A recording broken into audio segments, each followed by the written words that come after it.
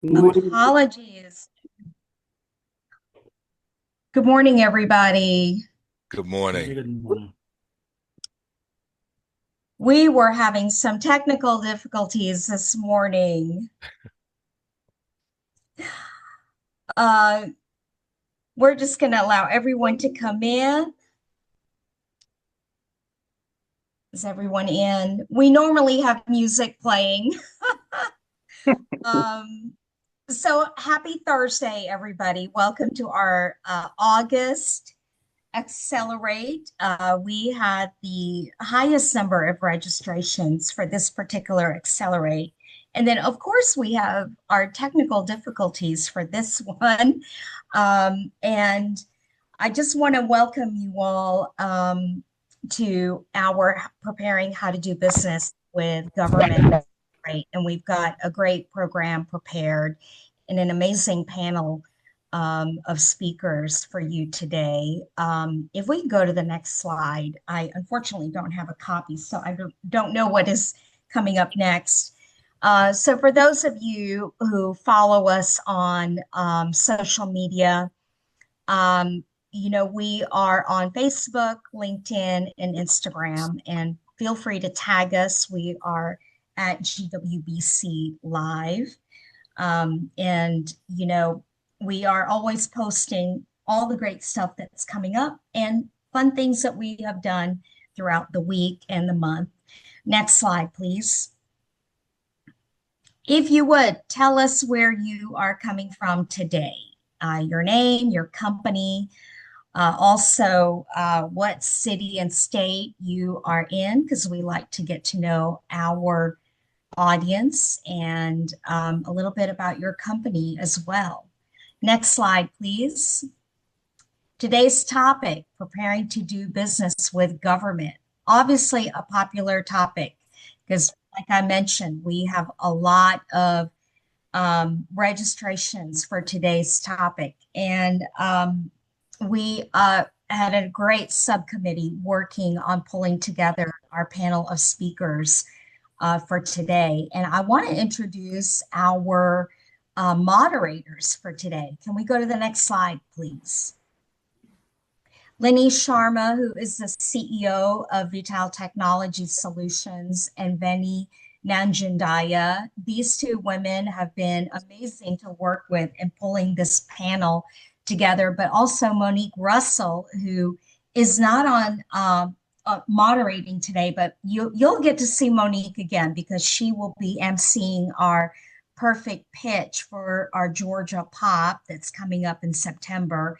And you've seen Monique in other on the stage and other moderating other Accelerate programs, but these three worked on pulling this panel together. But actually, Lynnie helped us find our program and coordinator, Saeed Nobari, who is providing all of tech support today. But Saeed has been one of our prize members of our programs and events team.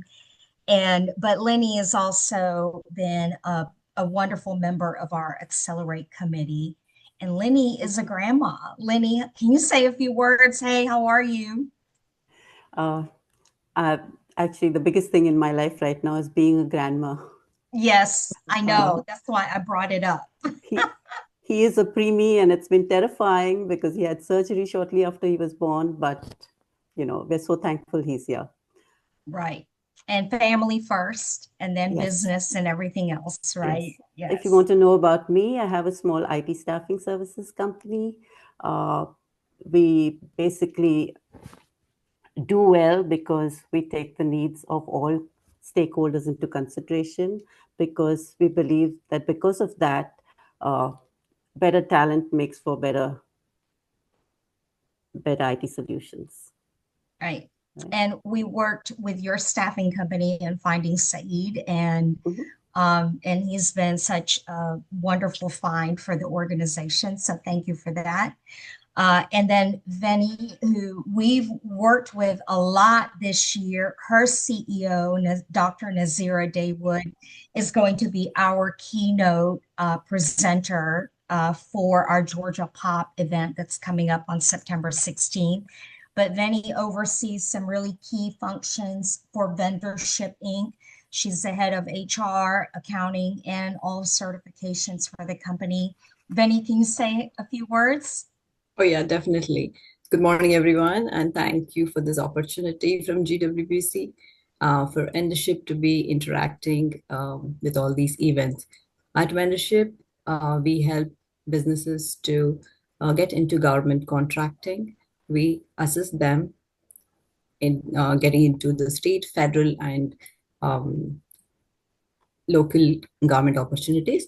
So we help end-to-end services, which involves everything, certifications and proposal writing, bidding, and everything. So it's a one-stop shop where everyone get the help to do business with government. So we navigate through the services. Great. So these two ladies are going to moderate the conversation today, and they're going to introduce our panelists properly this morning. But before we do that, I want to take a moment and recognize Saeed Nobari, like I said, who is single-handedly doing tech support for the show today. Saeed, you want to just say hi real quick because you got a lot going on this morning. Hi, everybody. Glad to be here with you today. Thank you for your patience as we try to navigate our technical difficulties this morning. For some reason, the internet decided it did not want to work today. So, Yeah. So we are running a few minutes behind. And who's not with us today because she is on site at the Truist Tier 1 event in Charlotte is Sherelle McNair. Many of you know her. Normally she would be with us today, but she is doing double duty. We are split up today, but she's with our CEO, Roz Lewis, on site at an in-person event. So with that, I am going to go ahead and turn it over to Lynnie and Veni, and we're going to go ahead and get started. Thank you very much. We're so glad you could join us for the session today on preparing to do business with local and state government. Our goal today is to provide you with the foundational knowledge and practical insights that you need to confidently pursue government contracts, whether you're just starting or looking to grow. Our government is the largest consumer in the world, and while 2/3 of that is federal spending, by the way, we'll cover how to work with the federal government in a future session. That's going to be a long topic. Local and state government spending accounts for about 11% of our country's GDP.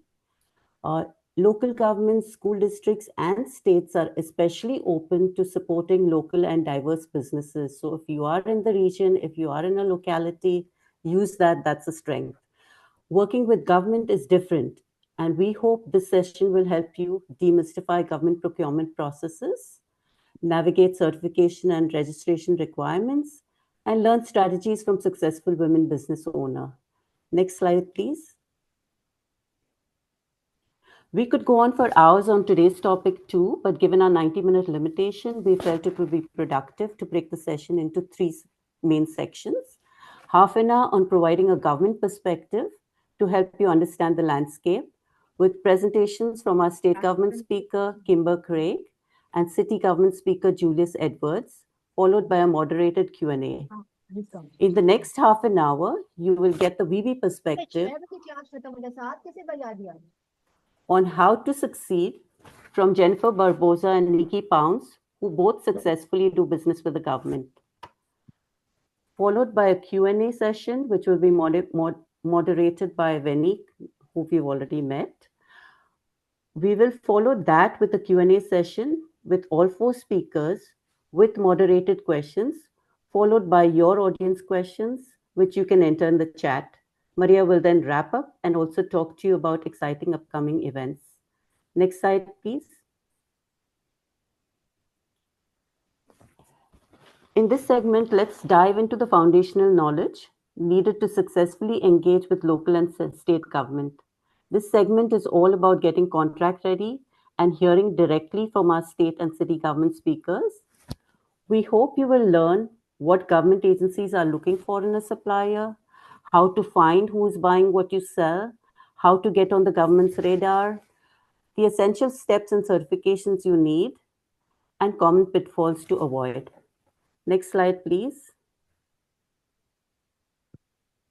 I'm so thrilled to welcome Kimber Craig, who serves as the first female Chief Procurement Officer for the state of South Carolina.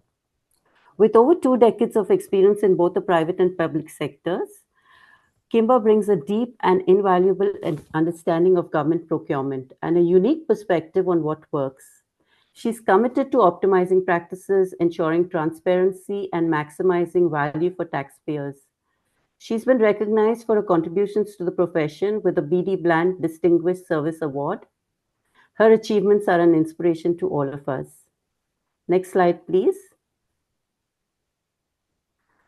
Our second government speaker, please welcome Julius Edwards, our government speaker from the city of Charlotte in North Carolina. As Outreach and Engagement Coordinator at Charlotte Business Inclusion, Julius designs and executes robust outreach initiatives to enhance minority, women, and small business enterprise participation. He's passionate about building strategic relationships and advocating for inclusive business practices that contribute to the growth and sustainability of diverse communities.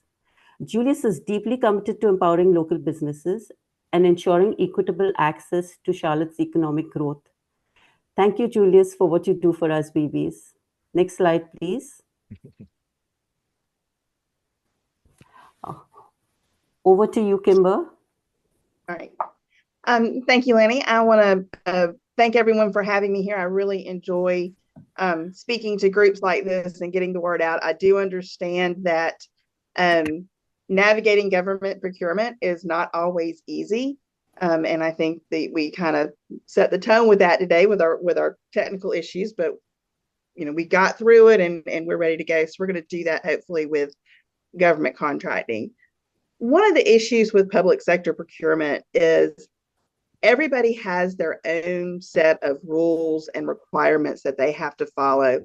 They may be similar, but they're not always the same. So I'm with the state of South Carolina Chief Procurement Officer. So our procurement code governs our procurement rules and regulations for state agencies. So think about the South Carolina Department of Transportation or the South Carolina Department of Corrections, Department of Motor Vehicles.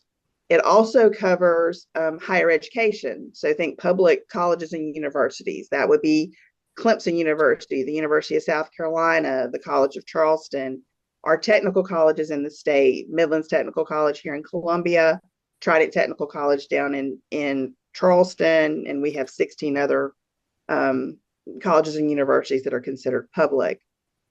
What our code does not cover are our local governments. So you think City of Greenville, City of Charleston, Richland County, Lexington County, all those local governments have their own rules and regulations. So it is, sometimes they're similar, sometimes they're not. And so what you have to do is kind of navigate those rules of who am I dealing with, who am I trying to sell to, and what are their rules and processes, so you can navigate those effectively and get to the right place. So I'm going to talk about it from a state perspective. To do business with the state of South Carolina, the best thing you can do is go to our website. It's www.procurement.sc.gov. I can drop that in the chat for everyone. On our website, we've got a big green box in the lower left corner that says doing business with us. You can get all the information that you need on how to register, what our procurement rules are, what the thresholds are, how you can submit offers online, bidding opportunities and awards. And those are the things that will help you do business with the state of South Carolina. One of the things that's really important for the state is to register as a vendor. And that is also done on that website. You have to be registered as a South Carolina vendor in order to submit a bid online, in order to be awarded a contract, and in order to receive a purchase order, and most importantly, to get a payment. Now, all that does is register you to do business with the state. That does not cover any small women, minority-owned business certifications. It does not cover registering with the Secretary of State's office as a corporation. And those are done separately. So if you're going to be incorporated doing business in South Carolina, you should register with the Secretary of State's office. If you need to register as a small or minority or women-owned business, that's done through our Division of Small and Minority Business Contracting and Certification. That's actually part of a different agency than I am in. That's part of the Department of Minority Affairs. And I can get that link and drop that one into you. Unfortunately, well, our rules in South Carolina, we don't have reciprocal certifications. So if you want to be certified in South Carolina as a small or minority or women-owned business, you need to go through the certification process with the SMBCC. We do have a reciprocal certification with our Department of Transportation, their small and minority business office. So if you're certified with the SCDOT, you can be certified with SMBCC and vice versa. If you're certified with the federal government or any other small business organization, you still need to go through the South Carolina certification with SMBCC. But the real thing that you want to know is, how do I do business and how do I get in front of the procurement officers and the people who are going to be doing placing orders with the company? And I think the key for that is, in South Carolina, is know the rules, know your product, and know where it fits within those rules. So it's not a one size fits all. So if you've got a product, say you've got a product that's tailored to law enforcement agencies, and you expect your spend on that to be $400,000. Well, we have procurement thresholds, and anything over that's over the threshold, that $400,000 falls into the formal solicitation process. So a product like that is going to be advertised on our website. It's going to be advertised, where it's advertised is in the South Carolina Business Opportunities section of our website, or SCIBO. What you need to do in that case, you need to read the solicitation document. If you have any questions, and this is probably one of the most important things when you're reading a solicitation, if you have questions about the scope of work, if you have questions about any of the terms and conditions, if something is confusing, if it feels like something is contradictory, you need to reach out to the procurement officer. Their name and contact information is always on the cover page of the solicitation. Ask questions. And you want to ask those questions up front when that solicitation is issued. So if you wait, then you kind of lose that opportunity for the procurement officer to make corrections or updates to the solicitation. So ask your questions. They'll be answered in an amendment. It may result in changes to the solicitation. But I strongly encourage, always ask questions. The second piece when you're responding to a solicitation is really important, is there's going to be a section in your solicitation that says information for offers to submit. Read that section. Make sure you submit everything that is being requested. Do not submit anything that is not being requested. Sometimes what we find out is people will submit extra information that causes a problem or makes us deem them non-responsive. So read what we're asking for, submit that, and make sure you provide all that information. So once you do that, you submit your offer, we go through an evaluation process. We do post all of our awards publicly. So on our solicitations, we tell you we're going to post the award on this day. Sometimes evaluation does take longer and you feel like you're being ghosted and nobody's responding to you. That's because our law requires us to have a quiet period during the evaluation. So we will send out a notice that says, hey, evaluation is taking longer than we expect. We will post a revised award date 3 business days in advance. And then when we do post the award, we do email notices to everyone who submitted an offer. That's the big dollar stuff. If you're a supplier that sells a product or a service that maybe is a smaller dollar value or is geared towards everybody in state government, that can be a little bit more tricky. So if you've got a service maybe that every HR department in the state of South Carolina could use, it's not targeted towards one area, but that anticipated amount is $12,000. Our procurement rules at that dollar threshold are we have to receive 3 written quotes. Those are also done at the agency level rather than the central procurement office. So in those cases, the agencies are reaching out directly to the vendors to obtain those written quotes. So the agencies need to know who you are. They need to know that you're out there. They need to know the products that you're providing or the services you're providing. So the key thing there is one, you need to get in front of the procurement offices. We do have a list of procurement officers on our website, but you also may want to get in front of the end users. So if you're an HR company, you want to get in front of the HR directors. If you're doing something that's related to facilities management, you want to get in front of the facilities directors. And what you want to do is we have trade shows occasionally, so participate in those trade shows, reach out to professional or other trade organizations, and word of mouth. I will tell you, procurement people talk to each other. So if you have done business with an agency and you've done a good job, another agency is going to call that and say, hey, I'm looking for this. Can you give me some information or some potential vendors? So if you get out there and you do a good job, and word of mouth will spread, and procurement officers will know that you're a good vendor or supplier to reach out to. At the end of the day, what we're really looking for is a responsible vendor who provides a quality product at the best price that we can get. And we're looking to do business with you. We want as much participation from vendors as we can get, and we want, our goal is to seek competition. And so the more we can get at that, the better. And I think that's really kind of the high level of what we do. And I'm going to transfer it over to Julius so he can talk about it from a local government perspective.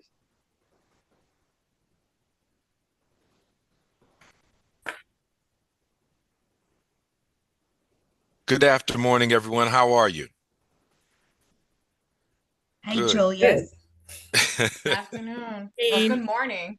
Look, Good morning. that's why I say good after morning, because, it's always a toss-up after I get up, so I never know what time it is. Nonetheless, I'm excited to be here. I want to thank GWBC for giving us this opportunity to talk to you a little bit about what's going on here in the city of Charlotte. I always like to start off by saying there's over 400 million reasons why you should be certified with the city. And that is the net spend that we've done over the past 2 years with MWSBEs here in our community. And so I'm very excited. And so before we talk about strategies and certifications and contracts, and I wanted to start with something that's even more important, and that is mindset. Doing business with government is not just about paperwork and processes. It's not just about, going through the motions. It's about preparation, persistence, and perspective. And so the truth is, opportunities don't just show up. They reveal themselves to those who are ready to embrace them and seize them. And so that readiness begins with how you think. If you approach this space with the mindset of scarcity, the journey will feel like obstacles stacked against you. But if you approach it with a mindset of abundance, believing that your business has value, that there is space for you at the table, and that you can navigate the rules of the game, you'll see possibility where others see barriers. So today is more than contracts. It's about cultivating the belief that you belong in this arena, that government is not an unreachable system. It's a partner waiting for businesses like you, prepared, resilient, determined to step forward. So as we dive into the details, I want you to carry this one thought with you. Success is doing business with government doesn't start with forms or bids. It starts with the conviction that you are ready, that you are worthy, and that you are capable of winning. So CBI, the Office of Charlotte Business Inclusion, most recently, we just merged with the Procurement Office here in the city, and now we're referred to as the Contracting and Procurement Department.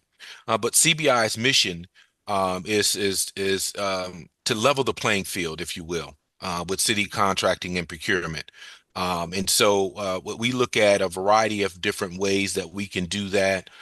We have many forums, both virtual and otherwise, to provide information, but also to get information. We want to be able to identify the underlying issues that prohibit or prevent businesses from doing business with the city of Charlotte. And our vision to that end is to become a national model for doing this, a national municipal model. Some of our program goals: certify and register minority, women, and small business enterprises, establish MWSBEs, prime and subcontracting goals. We want to get you to the point where you can be a prime on many of the projects, and if not, partner with other businesses to be a subcontractor. We monitor MWSB inclusion through our contract compliance department. We have several contract compliance officers here who are constantly looking at what levels of compliance we have with regards to the projects that we have. We track on and report on citywide MWSBE spend. Like I said, over 400 million over the past 2 years. We want to increase opportunities for MWSBE participation and conduct MWSBE education and outreach initiatives. So we do a lot of that here, and we are expanding on that, and I'll talk to you a little bit about that later. SBE, I want to encourage all of you to get your SBE certification if you don't already. As you well know, we're in a very interesting and challenging climate, and so we never know. Some of you may be aware of House Bill 171 that is out here. We realized here in the state of North Carolina that House bill was vetoed by the governor. We are waiting to hear what the next steps are going to be relative to that. But we remain poised and prepared to pivot when the time is necessary. But it's important and critical that you all begin to look at, if you haven't already, getting your SBE certification. And certainly, SBE eligibility requirements is qualifying person must own 51% of the business, a personal net worth not to exceed $750,000. And that excludes business ownership, retirement accounts, and eligible equity in residential home. Significant business presence in the CSA. There's an area of proximity relative to Charlotte that you have to be in, and provide a commercially useful function to the city. Gross sales receipts cannot exceed 1/4 the SBA size standards. We're in the process of really looking at these eligibility requirements literally as we speak, to modify them so that, again, we cut all of the red tape out of the possibility of you doing business with the city. Your MWBE eligibility requirements: certified with the state of North Carolina's historically utilized business. That's underutilized business. That's our hub office, our statewide office. And so what we want to do is encourage you to get your hub certification, and that also represents your CBI certification. And so we have a lead certification specialist here on staff who would literally walk you through the process. So it's not a daunting and overwhelming task. We make sure that we dot the I's and cross the T's relative to getting you prepared. The city of Charlotte, you have to be a vendor here. And so there's a vendor registration process. And again, if you want some additional information on that, we can provide it. Significant business presence in North Carolina or York County, South Carolina, valid North Carolina hub certification letter, relevant market area certificate, and gender and ethnicity affidavit information. And so again, we'll walk you through this process. Typically what happens, if you're interested, I'd like to have a one-on-one conversation with you virtually to find out more about your business, and then provide a easy handoff to Kimberly Tibbs, who's our lead certification specialist.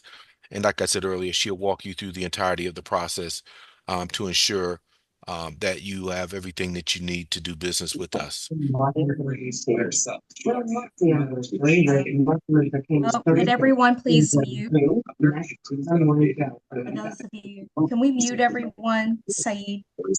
All right. Julius, there's a question in the chat for you from Monique Russell that says, when contracting, do you tend to contract more for products or services? Both. Okay. We do both. There are service contracts that we provide as well. So again, If you want to talk a little bit more to get into the details of that, we certainly can have that discussion. Um, Certification benefits. Certification is free. All of the services that we provide through CBI are free services. Certified firms are listed in our city's vendor database. And so when there are projects, opportunities that are coming out, you'll be the first in lieu in terms of city departments reaching out. Increase visibility and notification of city contracting and subcontracting opportunities. And so what I frequently do is I will send out and I'll draft an email and I'll send those out to all of our certified firms. I just did that last night relative to a project that's coming out. Um, and so I do that frequently. If you follow me on LinkedIn, we don't have a social media platform, but many folks follow me on LinkedIn, and I post a lot of information on there as well. We provide free workshops and seminars and networking events as well. We have some key programs, our contractor development program. We have a capacity building program right now that we just launched last week, and it's called CBI University. And that program with under that umbrella is called CBI Blueprint. I'll talk to you a little bit about that later. We have the Charlotte Small Business Growth Fund, which provides bonding and financial resource assistance for businesses as well. And then we also partner with Climb, which provides pro bono legal services for businesses relative to documents that you may not understand or all of the legal ramifications regarding establishing your business. I have just been reminded by the moderators that we are to take all questions at the very end. So I apologize for throwing that one in the middle of That's the okay. program. So we will address questions at the very end, everybody. I apologize. Okay. Sorry to All throw right. off Thank you. the flow. That's okay. No problem at all. So I am I like to call myself the brand ambassador for CBI. I attend many events. What I'm doing today is something that I'm very used to and accustomed to, and look forward to doing. But in addition to that, we're about connecting, educating, and empowering. And so outreach and engagement events. We have a business connection event is our flagship event each and every year around March or April. And it provides an opportunity for networking between businesses and the City of Charlotte departments and leadership. And so we give you an opportunity to get in front of city leadership. We give city leadership an opportunity to share with you the forecast of projects that are coming out in the near future. And so it's a widely acclaimed event, very well attended each and every year. We get 200 to 300 people who attend that event. And so the purpose is, again, increasing opportunities and bringing together MWBEs and prime contractors for participating in the projects that are coming up. Community and industry events, again, actively participating in trade shows, expos, and local business events to increase awareness of CBI resources, statewide outreach to 100 North Carolina counties. We are now open to all 100 counties in North Carolina, in addition to the CSA. Building Bridges event. It's an event that I've started this year. Again, a structured dialogue series designed to bridge the gap between MWSBEs and address their underlying issues with getting contracts with the City of Charlotte, focusing on fostering relationships, increasing transparency, and addressing barriers to participation. I'll be doing one of those events next week, actually, with Pinnacle Bank. Our CBI Certified Success Series, which is a video series designed to help MWSBEs tell their story, providing a backdrop for the inspiration for their entrepreneurial journey, success stories and case studies featuring certified businesses that have successfully secured city contracts. And you'll hear from some of them today. Again, presenting at workshops and seminars and conferences. And then we also have a newsletter. It's called Connectivity News. And it provides updates, insights, and resources tailored specifically for MWSPEs in a rapidly evolving and business ecosystem, staying informed and connected to equitable business opportunities is imperative. And so we provided a newsletter that does just that. So the Charlotte Small Business Growth Fund, again, that was a program that came out of the Mayor's Racial Equity Initiative several years ago. And so what it does is it has provided 40 million in loans to more than 200,000 underserved small businesses over the next 4 years. So this is one of the largest non-pandemic access to capital opportunities directed at small businesses in the history of Charlotte. And so Charlotte Small Business Growth Fund details include available loans range in the size from 1,000 to 250,000. The average length is 48 months. It's open to all businesses headquartered in Charlotte, but especially designed for businesses that do not qualify for traditional bank loans due to age of business, credit history, or the lack of collateral, etc. CLIMB is the Charlotte Legal Initiative to Mobilize Businesses. Again, they provide free pro bono business law legal services to historically underrepresented entrepreneurs and small business owners of limited means. Again, another great resource that we have access to. And then I mentioned to you about CBI University. Again, this is about elevating certified MWSBEs through education, advanced training, and mentoring. And so we'll serve as a central nexus facilitating a cohesive interface between MWSBEs and potential contracting opportunities identified by the city and its affiliates. This platform is designed to streamline educational pathways, thereby enhancing accessibility and efficacy for MWSBEs. The integration involves both City of Charlotte internal programs like contractor development, CBI Blueprint, and AMP Up, and collaboration with external entities that support MWSB development. So the program will foster substantial growth and development across all business domains, ensuring that the learning experience is inclusive, race and gender neutral, and comprehensive. And so we're really, really excited about this. More importantly than just the education and the training, I think is the interface with city leadership. So throughout these modules, city leadership is provided an opportunity to come and present on the projects that exist, to talk about how to do business with the city, and provide some really valuable insights and wisdoms on how best to do that. So we're really excited about that. Yes. I'm sorry to interrupt, but we need to continue. What? No, because of the time limits. no, that's fine because I'm done. That Okay. was the that was the end of I'm glad. what I had to say. So thank you guys so much, Sure. and look forward to doing business with you. The City of Charlotte is open for business. We'll now move to our moderated questions sections for Julius and Kimber. From your perspective, I know you've covered all of this, but what are the top 2 or 3 things businesses need to understand before they even consider pursuing government contracts at the local or state level? Kimber? I think for the state level, one is we're looking for people who, suppliers. One of the things we look at is responsibility. And that means that the supplier has the capability to perform the contract. And so we want to make sure that you can do what you're committing to do. Sometimes that's as a prime, sometimes that's as a subcontractor, and that's fine. It's a good way to kind of get in is come in as a subcontractor, and that will get you in front of the right people. But really kind of the biggest thing is understand those rules and where you fit within those rules. And whenever you're responding to a solicitation, to a quote, read and understand and ask questions. Those are the biggest things that we see trip people up. But don't be afraid to ask questions. We will answer anything that you ask. Julius? Yeah, I would echo those same sentiments. Certainly being positioned, right?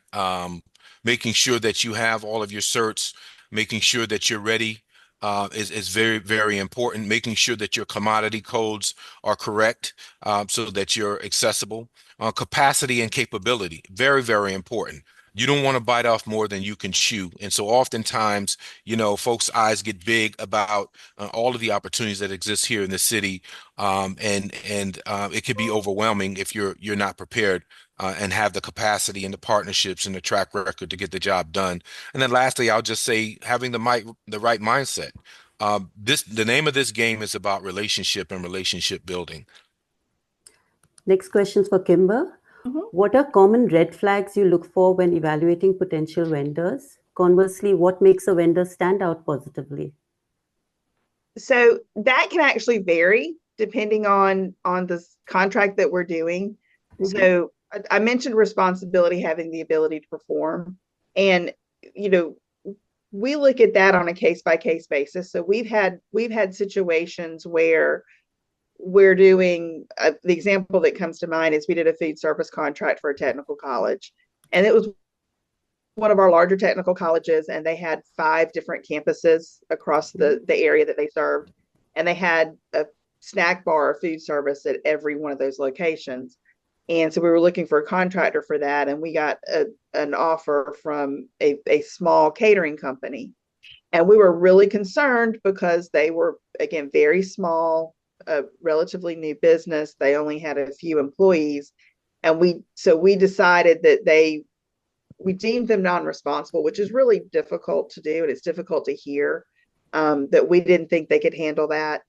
But instead, we had a separate technical college, which was much smaller. They had a single location. That same vendor applied, submitted an offer. We awarded that contract, and they were able to start with that small technical college and do that service and really prove themselves. So, sometimes you can't, like Julius said, don't bite off more than you can chew. But we're going to look at things like, have you done this before? What's your background? What's your financials? Is it something that involves some financial capability? And we'll look at different things depending on the contract. And just because you're not responsible is the term on one doesn't mean you're not going to be that for everything. And really what makes you stand out is winning those contracts and performing well. That's the absolute best thing to do is once you get a contract, perform that to the best of your ability, and your word of mouth and reputation will spread. Julius, can you explain or share advice on what women business and enterprises should do when there's silence or ghosting after outreach or a bid submission? What's the best way to follow up? Persistence. The best thing to do is, particularly in our instance, we are underutilized in terms of folks reaching out to us to advocate on their behalf. Again, we are on here. You now have a relationship with us. Kimber can kind of speak to this. It is about relationship, and it is about follow-up. I always tell people the fortune is in the follow-up. And so you can't be shy. You're not getting on anyone's nerves. You got to remember, this is your business, and your life and your family depend on it. And so you have to pull all stops. I think oftentimes folks get discouraged. And so use the resources that are available to you, use the advocates that you have internally, and I promise you'll get an answer. People will respond. Okay. Kimber, what are the typical insurance requirements and payment terms that we should be aware of when doing business with the government? Okay, for the state of South Carolina, our payment terms are actually set by statute. So we have a law that says what our payment terms are, and that is 30 business days after acceptance of the product or service and acceptance of an approved invoice. For insurance requirements, that is one that varies from contract to contract. So we do have kind of a standard clause that talks about contractor's liability, workers' comp. The limits will change depending on the contract. Sometimes we'll require cybersecurity insurance if it's IT related or there's data issues that we're concerned about. What I will say is, if you are looking at a contract and it has insurance requirements that you think are unreasonable or excessive, ask the question. That's one of those questions that you really should ask is, hey, you've asked for a CGL with a $10 million limit. That seems excessive for what we're trying to sell here. Or, we've seen cases where somebody's used the standard clause and it has automobile insurance that's required. And this is a service that automobiles aren't going to be used in providing the service. So that's not a necessary insurance that we need to have. So the best thing to do is those limits can be changed. There's not a set requirement that we have to have on every single contract. So they do vary from contract to contract. So ask the question if you think it is either unnecessary or excessive. Thanks, Julius and Kimber. In the interest of time, I'm going to turn this over to Veni for the VB Perspectives segment. Thank you. Thank you, Lynnie. Thank you, Lynnie, and thank you, Kimber and Julius, for all this wonderful insight for all the beginners. You gave so many getting ready steps. I've seen, like as Julius said, it's one of the important mindset, right? Many of them at Vendorship, we have seen many of our clients losing out time and opportunity while they don't act or made up their mind, thinking like, these are all important. So make step towards that and ensure you get all these certifications. This is one of the first steps. So thanks for that, wonderful insight. Anything it can be like understanding all the procurement officers, what they look for, or any small things like this. So for all that insights, thank you so much. And we will now hear directly after obtaining this certification, what happens, the real world experience, right? From our own VBs, how they secured their first government contracts and overcame those challenges along the way, or built strong relationships with agencies, expanding their government portfolio and leverage essential tools and strategies, partnerships to grow and succeed. Here I want to introduce Jennifer Barbosa, founder of International Supply Partners. It's a leading supply chain firm serving government, healthcare, and Fortune 100 companies. It's a recognized leader in global trade. She has represented Atlanta and US small business on international delegations and has been featured in outlets such as Atlanta Journal-Constitution, NPR Radio, VSB TV. Beyond her business achievements, Jennifer is deeply committed in community empowerment, mentoring entrepreneurs, and driving workforce development.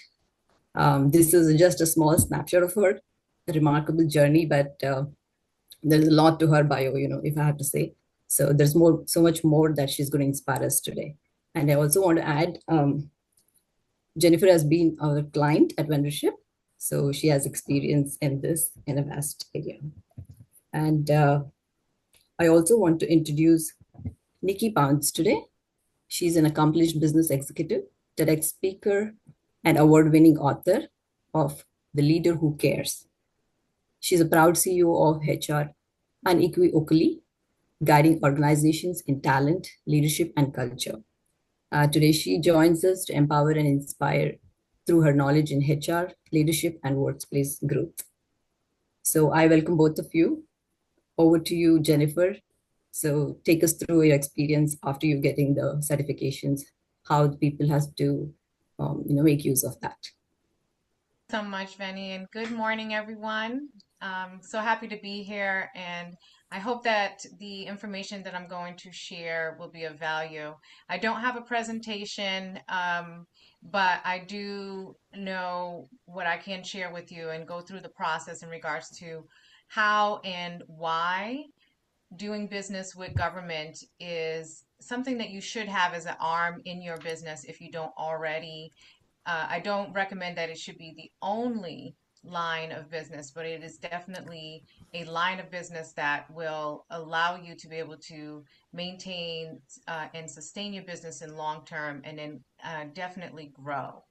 So I founded International Supply Partners in 2016, and really my goal was to do business with the government, and I wanted to start to work with the government and contract in a line or service or product that I felt would be consistent and evergreen. And so I decided to supply office and janitorial supplies to the government. Originally, it was very, very difficult, and I learned it very quickly that I needed to be very competitive with the pricing and so a variety of supplies that we do with the government, and very diligent. And so once I was able to figure out how do I become competitive, I was able to make sure that one, we certified a company. I did this very early on in the company. So I think we started the company in November of 2016, I had all of my certifications, MBE, DBE, women-owned small business, economically disadvantaged women-owned small business by March of 2017. And I tell people often, it is not difficult to do, especially when you're just starting off with your business. You don't have as much paperwork to complete, but it can be overwhelming if you are unsure in regards to what to do. But also, there is a lot of resources and help out there for you. Most of them can position you, and a lot of it is free. But if you do not have the bandwidth or you do not have the confidence that you'll be able to complete all of this work while building your business, then I always recommend that you work with firms like Vendorship to be able to support and assist you, because they work with, they are experts. Oftentimes, they have staff that formerly worked within the government and understand the process, understand what to do. And so getting those certifications, assistance, and support is always a great way to position your company. Now, doing business with the government. We started doing business with local government, and I will tell you that it is a marathon. And early on, it will seem cumbersome. It will seem like you're not getting anywhere. And I will tell you that it requires a lot of consistency and follow through and showing up. The most important thing that I would say that I have done with building our client base with government is showing up. Showing up to the outreach events, showing up to the networking events, showing up to the Zoom webinars and seminars, showing up, and showing up. When you do that, you start to know who is operating within each government, what their roles are. Additionally, showing up tells these government procurement officers that you are going to show up when you get that contract. It's the first part of it. And being consistent with follow-up, being consistent in confirming and then showing up on time, asking questions, being prepared with your capability statement, all of those things count, and they will make a difference in regards to when you are bidding on a contract, whether or not they, I would look at it as part of your past performance, part of showing your ability and follow through in the services or products that you offer. And so those are a few things that I would definitely recommend. And if you can't do it yourself, always find a team member that can do that for you. But you have to make yourself visible. You have to make your name and your company familiar. And you have to show that you are consistent and follow through on the things that you do. Another tactic that I use a lot is starting small. Sometimes it can be very challenging or a lot of work or require a lot of time and effort to get a contract, secure a contract. But that does not mean that you can't do business with the government. What it means is you need to find opportunities that are below the thresholds that the government particularly has, and see if there's an opportunity where you can fit in, which will minimize your competitiveness. It will minimize the processes and time that is required in order to secure a contract with the government. And also what that will do is allow you to become familiar with that local government, their office and their process, get to know more people in those offices, and they get to know you. They get to understand your service and your follow through and how you do business, and you start to build a relationship with them. When a contract opportunity comes up that you want to bid, you have a better understanding in regards to how this government does business. You know who you're communicating with, and you know what you are going to be up against or working with when you're dealing with that government, because you have some familiarity with them.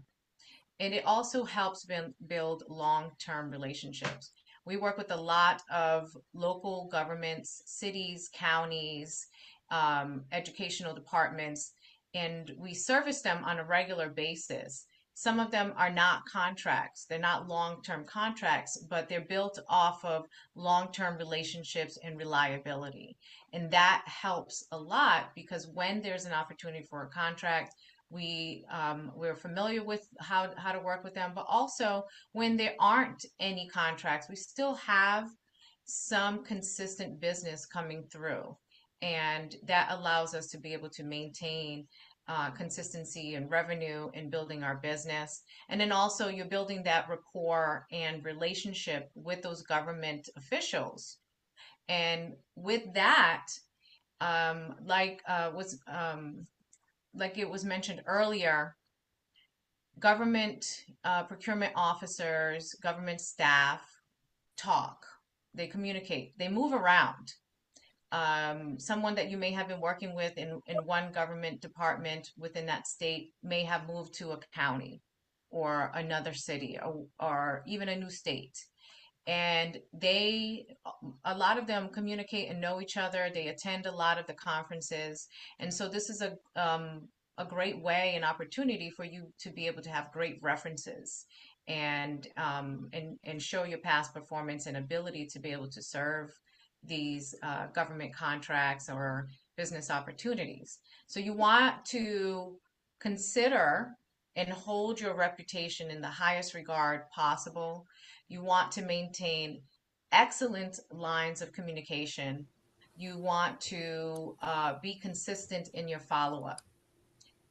In reference to communication, I often tell people you want to, first of all, assess your capability and your bandwidth to be able to service a contract or an order, and also consider that not all things will go according to plan all the time.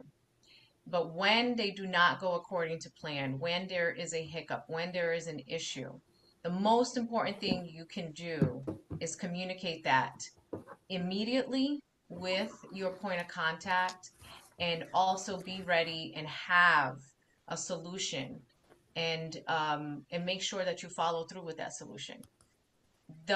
Those things happen, but when you are proactive about when those situations happen is when you're going to help with maintaining that level of trust and rapport that you need to have consistently with your customers. The other thing I would probably share with you is continuously networking and asking for referrals amongst your clients, and sharing that with your new prospects of clients that you're working with and looking forward, and again, maintain consistency. If you have any questions, I am more than happy to help. I absolutely love working with governments, local as well as federal, and we have a team that supports me. But I'll say this: supporting and working with government is a full-time role. If you are a one-man shop, or if you have a small team and you are stretched where you do not have the bandwidth to be consistent in seeking new contract opportunities, responding to bids, building proposals, I would highly recommend to look at firms like Vendorship that can support you, and they are an extension of your business, and will represent you properly, and will make sure that you are showing up in the best manner possible and securing the best opportunities for you. Thank you. You were not paid for that advertisement, were you, Jennifer? I was not paid for the advertisement. No, definitely not. They did. The Vendorship has always been a great team, and they helped me set up, and I learned a lot. Even though I knew what the process was, I always recommend it, because we're at a place where we don't have the time or the bandwidth to try to learn something and I'd rather let an expert do what they're expert at than try to figure something out that can go not well. Yeah. Yes. Thank Well, you. Thank you. they're going to be at Georgia Pop and they're going to do a 90-minute workshop. So for those of you who can come to that, you can see their CEO in action. Anyway, that's a real ad right there, y'all. Thanks for joining in that, Maria. Thank you so much. Yeah, of course. Thank you, Jennifer, for all that good insight. Thank you. Over to you, Nikki, if you can throw some light on this. Absolutely. Thank you so much for having me. I appreciate it. And I want to say I started writing down some notes as Julius, Kimber, and Jennifer were speaking, and I could say just ditto to everything that they said. But I'll give you a brief overview of my journey into government contracting. And so the very first contract that I ever had with government was through the state of North Carolina. And it was not just the first government contract that I had, it was the first contract that I had when I started my business, period, in 2019. And I've been able to expand on that contract since 2019. And the way that I got it, so I talked about unique entry points, or I have that on the slide, was really through relationships. And all three of the speakers before me have talked about building relationships. I had a relationship with some folks with the state of North Carolina before I started my business, not thinking that I was going to start a business, and was able to leverage those relationships when some contracts came about, and they knew me, they knew my work, they trusted me, and I've again been able to expand on my relationship with the state of North Carolina since then, and of course have gotten more smaller municipalities in North Carolina to do business with since that government contract. Jennifer talked about lower dollar amounts. So that's how I started. It was a lower dollar amount. I had all my certifications through CBI, through the city of Charlotte, as a minority-owned business, women-owned business, or women business, and a small business enterprise through the CBI inclusion program. And as Julia said, they walked me through all of the paperwork. So that was, I can't say it was easy, but it was seamless because I did tap into those resources. And because of that, I was able to leverage those certifications with the state and some other smaller municipalities. But when we obtain those certifications, oftentimes we go in with these bright, these bright aspirations of doing big, huge contracts. And that's really unreasonable to think. It has happened. I can't say that it hasn't happened. I've talked to some government contractors who, within 90 days have a large contract. It just depends really on how your business is set up and what your goals are. My goals were really to start small so that I could prove what I could do. And I've been successful in doing that. Some obstacles that I had when I started, I never worked in government before starting my business. So just understanding the nuances with the language. Kimber talked about insurance. So making sure that you have your paperwork as a small business owner in order before you go after those contracts. So have your insurance in place already. Have your capability statement ready, and you can do it yourself. I did my first one, and then I've subsequently gotten it revamped since then more professionally. But my first one, I did it myself so that I could get in and get a feel for what the government entities that I was going after was looking for. So I leaned in on mentors to give me information, procurement events. I started attending those and really started small so that I could build credibility.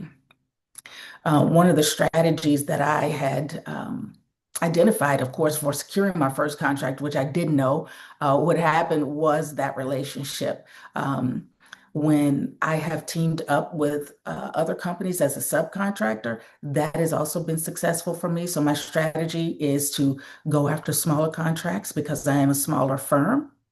And then on larger contracts, I will partner with someone, and those have been successful as well as a subcontractor. And I'm perfectly fine being a subcontractor. Some people want to be a prime. I eventually will.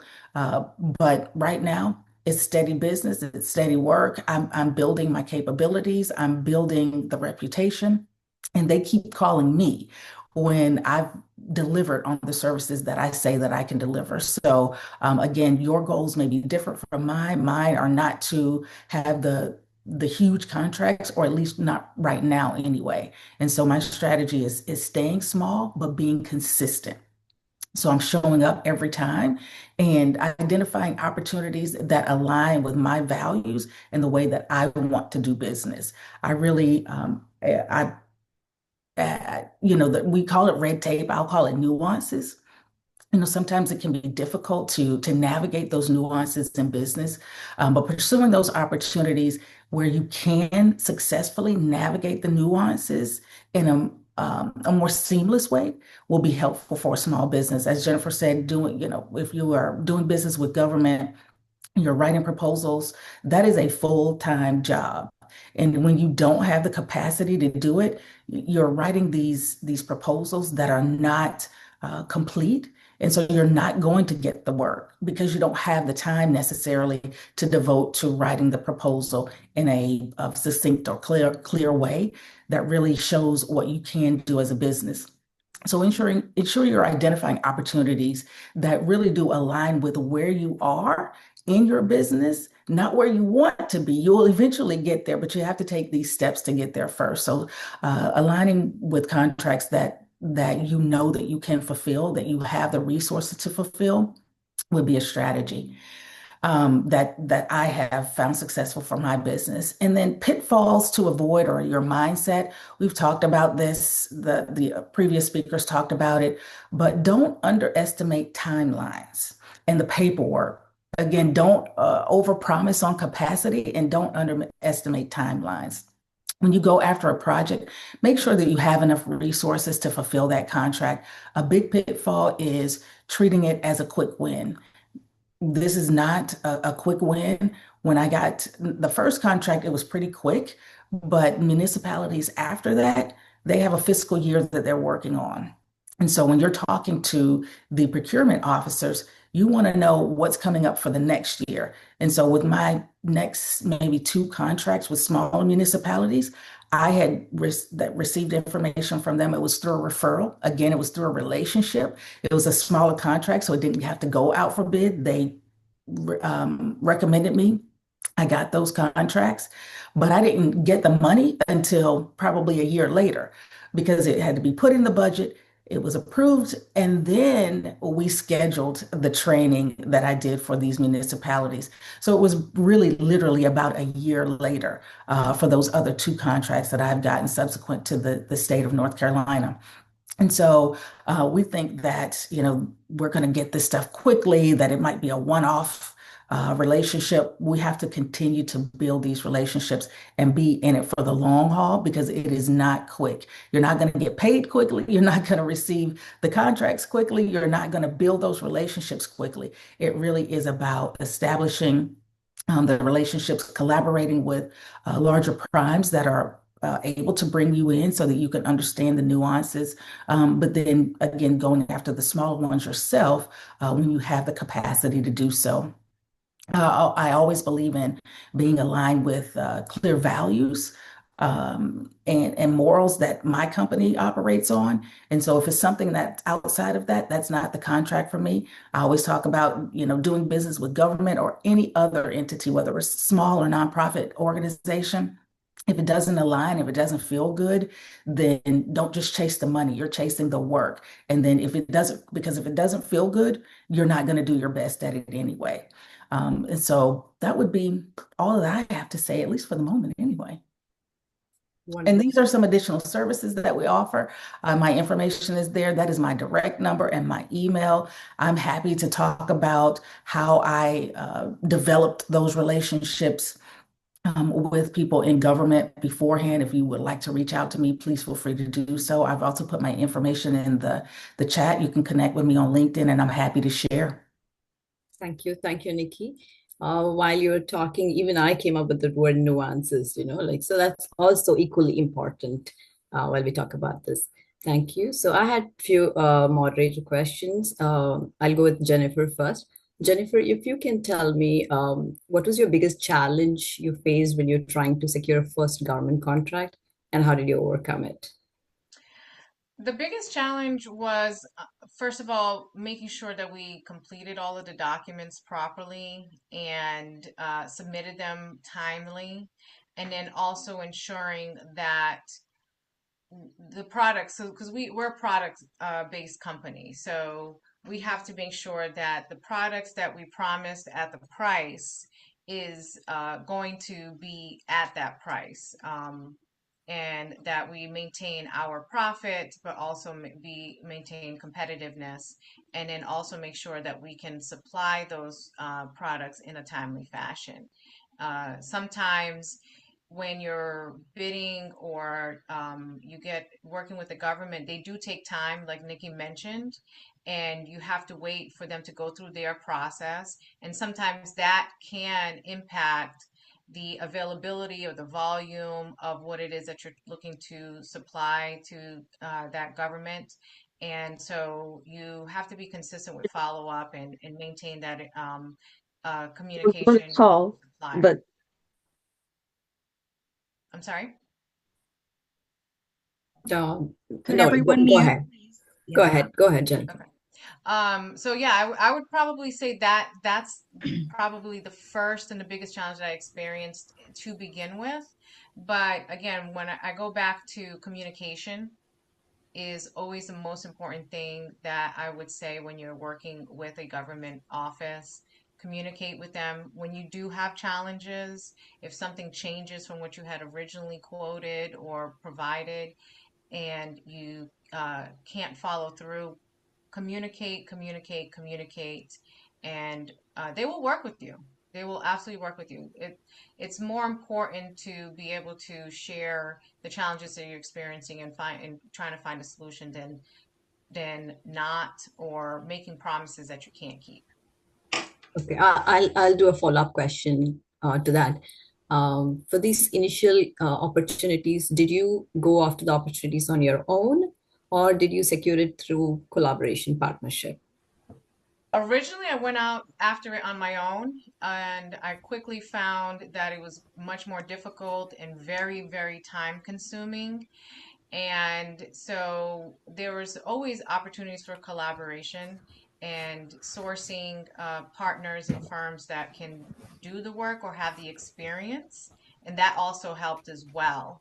So working with Vendorship did help me a lot. Actually, it helped a humongous amount because they were able to build our profile and everything so that we were very strategic in sourcing contract opportunities, which made a huge difference. Saved me a lot of time and stress, and allowed us to focus on what we're good at. Okay, wonderful. Thank you so much, Jennifer. Nikki, for you, I think you kind of, I had questions around pitfalls, relationship management. I think you spoke quite a bit about it. I would put a question asking, was teaming experience, did you get into partnership as being a worst experience? Or what was the lessons learned, if so it happened to you? With partnerships, I would say be very clear about roles, responsibilities, and expectations. When I haven't had really horrible situations in teaming, but I can say that I've declined some teaming opportunities because it just didn't align with how I wanted to do business. When I have teamed with other folks, other business owners, I just want to be sure that we have all of our paperwork in order up front. Who's going to do what? Who's going to be responsible for not only the proposal, but when the contract is awarded, if we are awarded the contract, who's going to be delivering the different parts of the services that we provide. So I provide a service, not an actual product. And so being very clear on the scope of what you will deliver and what you won't deliver is very, very important. Having that written, not just a handshake, is important to ensure that you are protected as a business, that your name and reputation is protected as a business, and the other party that you've partnered with is also protected. Don't be afraid or feel like you're going to hurt somebody's feelings if you ask for things in writing. You have to have it in writing in order to protect yourself. And so I haven't, again, had really horrible experiences. I've had experiences where I felt like it didn't align. And so I declined those opportunities. But having things written would be the most important aspect of teaming or collaboration on a contract.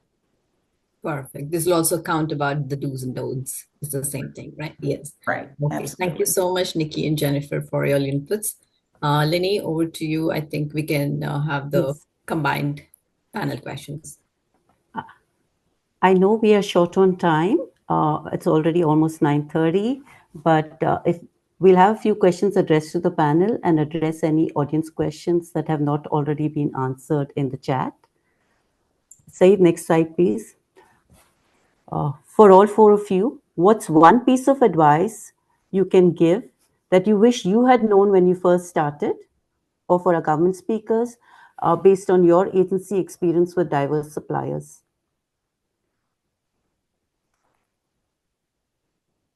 Whoever wants to go first. Nikki? Can I answer this question? Yeah, sure.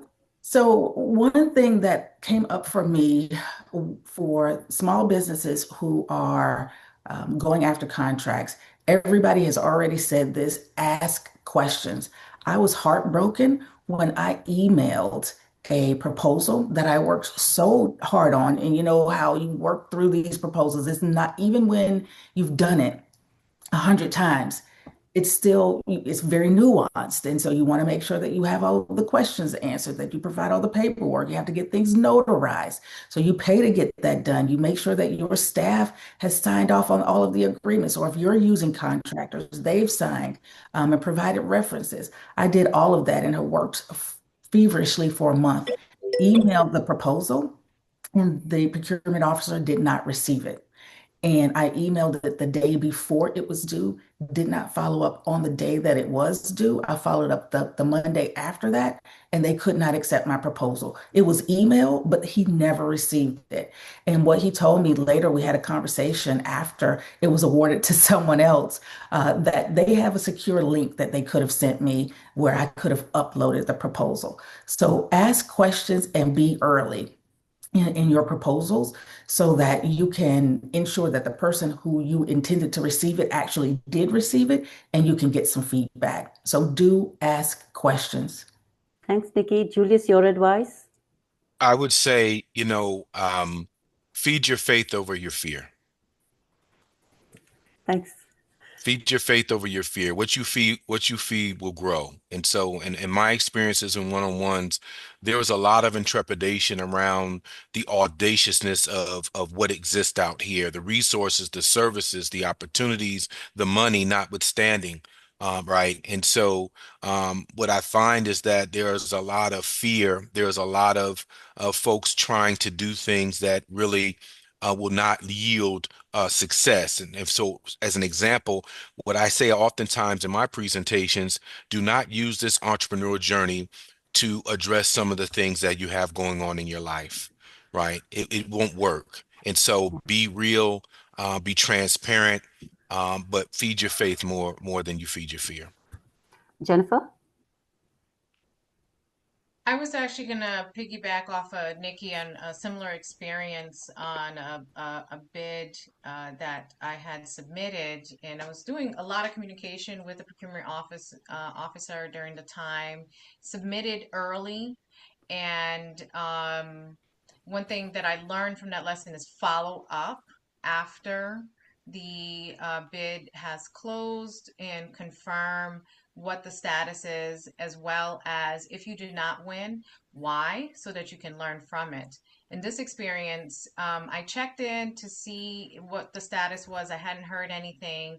And it turned out the new procurement officer told me that they did not receive my my bid proposal, And I communicated with them. I said, well, I did submit it. I submitted it on this date, and I provided them proof with the email timestamp and the communications that I had with the previous procurement officer. And this officer had retired, and their email inbox, I guess, was never checked, or there was some disconnection. And so, in actuality, we were the winning bid, and because we had submitted it timely, and most importantly, because I had followed up, we were able to win that bid contract. I believe they had to provide to both us and the other contractor, because they had given it to them as well. But we never would have realized that or had the opportunity to support that that contract had I not followed up to check in to see what the status was, and also maintained great documentation on all of the work and communication that we had with the office to show Thanks. that we showed up on time.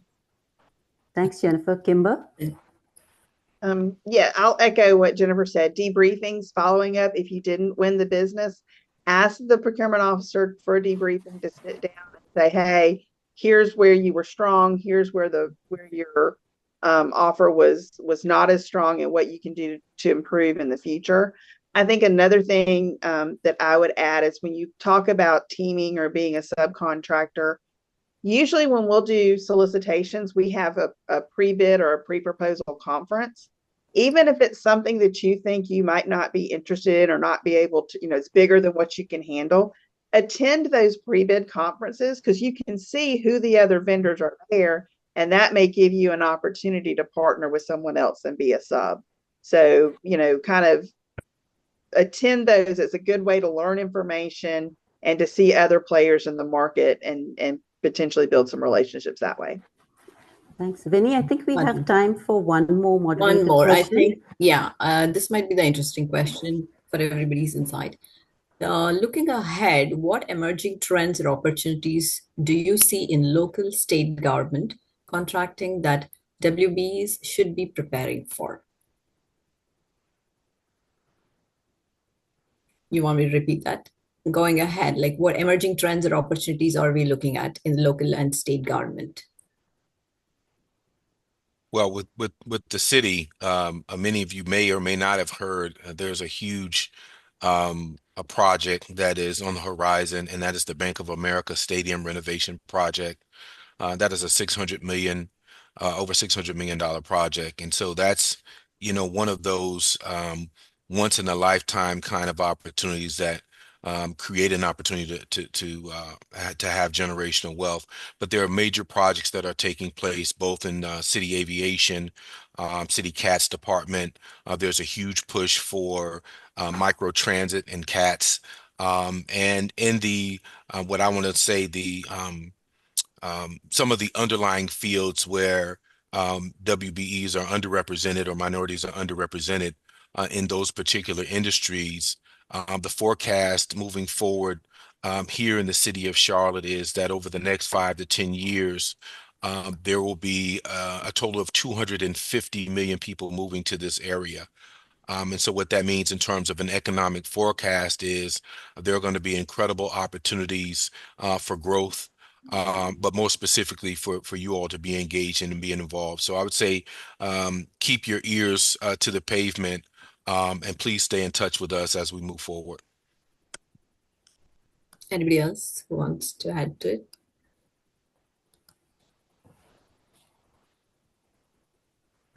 What we're seeing in South Carolina is probably pretty prevalent elsewhere. Is there's a lot of turmoil in government funding. Our federal grants, we've had issues in the last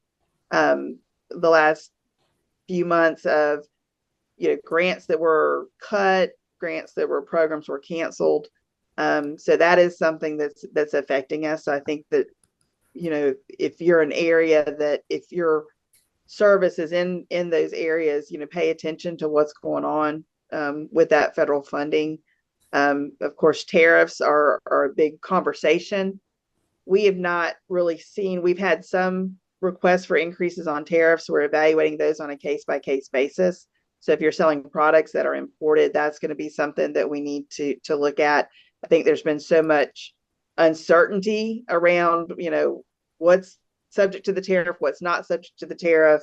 Is the tariff in place? Is it not? That's been really difficult for us to navigate. So we are looking at that on, again, it's a case by case basis of, is there a tariff? Is the tariff in place? How much is the tariff? What do we need to do to adjust to price adjustments to account for those tariffs?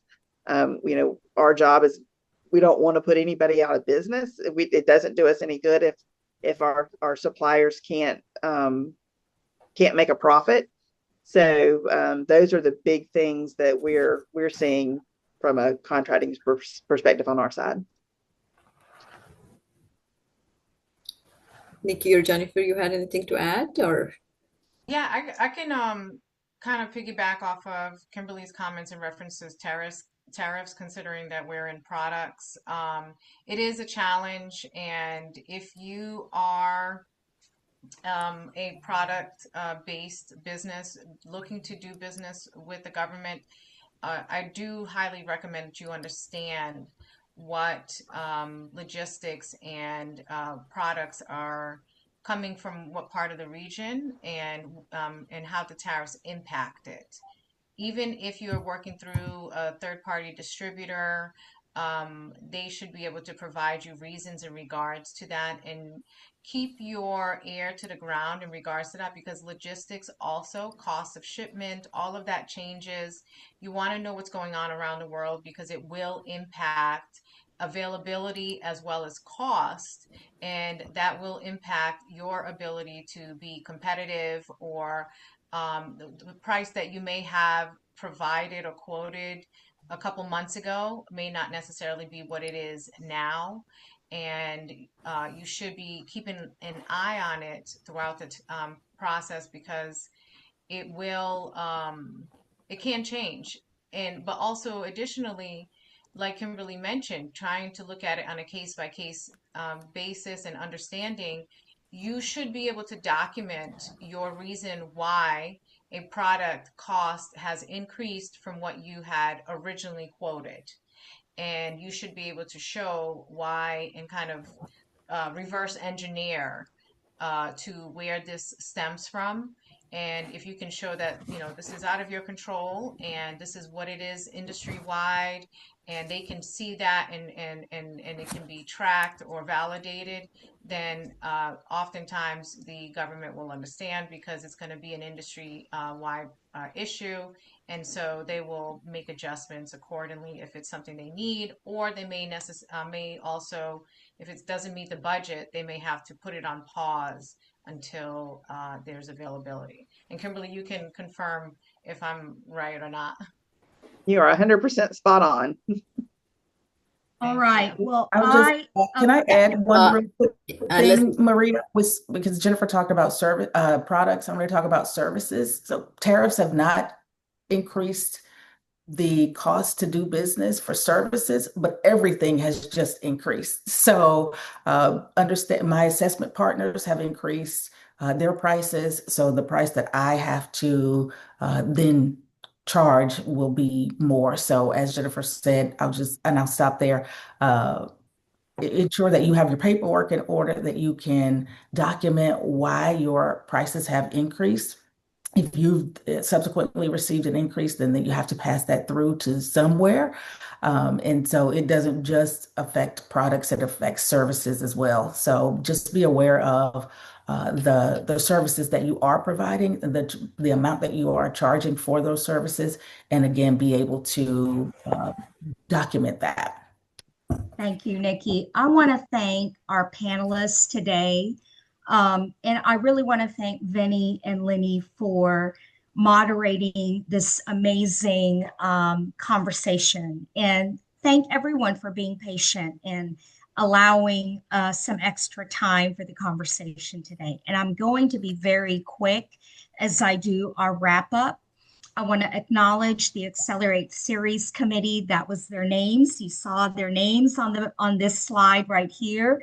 I do want to ask everyone to please take the survey for today's module, because your feedback does help us create better programs for our WBEs. Without your feedback, we don't know what to do for you. So please take the survey. We're going to send that in the link, and then we're going to send it to you after today's program. Okay, some things that are coming up. I already mentioned that we have Georgia Pop coming up on September 16th. You've already heard us mention Vendorship Inc. multiple times. Dr. Nazira Daywood will be our keynote presenter on that day, but we have a lot going on. We've got the perfect pitch competition. We have 9 companies presenting on that day. We have a networking lunch, and we have by invitation only matchmaking sessions happening in the afternoon. Also coming up, the 25th anniversary luncheon will be on Thursday, November 13th. The registration link is up, and early bird tickets are now available. I strongly encourage you to check it out and go ahead and reserve your tickets. Also, our tables of 8 luncheons are back. We have Charlotte, North Carolina, and Georgia have been scheduled in October. They are 2 days apart, October 14th and October 16th. We are working on the ones in South Carolina. We're looking for a venue, so please be patient with us. We're going to try to get that one scheduled before the end of the year, but these are lunch events. So if you would like to go ahead and reserve a seat for those, please go online and check it out. They are always in our e-blasts. They are from 11:30 to 2 o'clock. I think that's it. Again, you can find us on Facebook, LinkedIn, and Instagram. Tag us at GWBC Live. Thank you again for joining us today. You can find us at info@gwbc.org. And we will see you September 30th. That will be September 25th. That will be our next Accelerate. It will be about finance, business planning, and forecasting. And then September 30th is about scaling your business. That's all for today. Everyone have a great Labor Day weekend. We will see you in September. Have a great weekend. Bye-bye. Thank you. Thank you. Take care. Thank you. Thank you. All right, thank you.